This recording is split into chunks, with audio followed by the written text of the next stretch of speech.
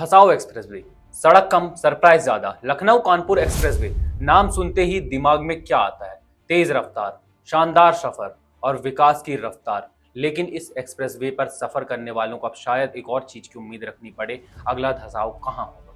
क्योंकि सड़कें सिर्फ बन रही हैं, कहीं कहीं बैठ भी रही हैं। इसलिए सोशल मीडिया और स्थानीय चर्चाओं में इसे अब धसाऊ एक्सप्रेसवे कहे जाने की बात सामने आ रही है। बुधवार को भगवतपुर पुल के पास बारिश के बाद साइड बांध की मिट्टी बह गई।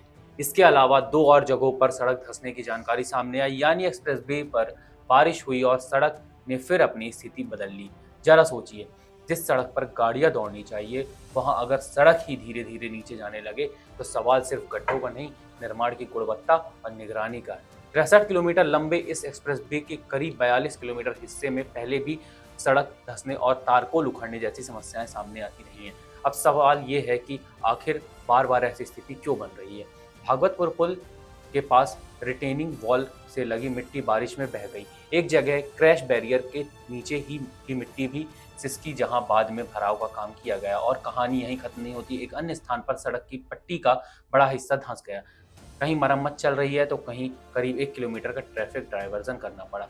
मतलब एक्सप्रेसवे पर फास्ट ट्रैक के साथ रिपेयर ट्रैक भी चल रहा है। सबसे दिलचस्प मामला आता है गांव के पास सामने आया, जहां बारिश का पानी निकलने से सड़क की पट्टी से नाली बन गई, लेकिन उससे मिट्टी का बैरियर प्रभावित होने का खतरा पैदा हुआ तो नाली बंद करनी पड़ी। अब सवाल सिर्फ बिल्कुल सीधा है, सड़क बनाने से पहले क्या बारिश के पानी का हिसाब नहीं लगाया गया था? क्योंकि एक्सप्रेसवे कोई अस्थायी रास्ता नहीं होता। करोड़ों रुपए की लागत से बनने वाले ऐसे प्रोजेक्ट में डिजाइन, ड्रेनेज, मिट्टी और की मजबूती और गुणवत्ता जांच पहले से सुनिश्चित होनी चाहिए।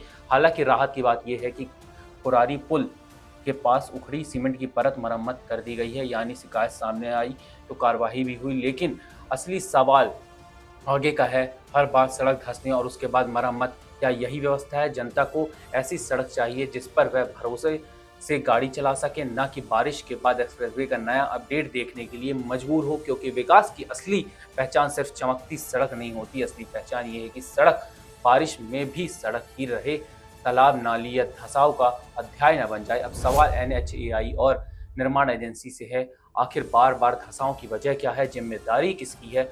और क्या सिर्फ मरम्मत से काम चलेगा या इसकी जड़ तक जाकर स्थायी समाधान किया जाएगा? क्योंकि जनता को धंसाव एक्सप्रेसवे नहीं, भरोसे का एक्सप्रेसवे चाहिए।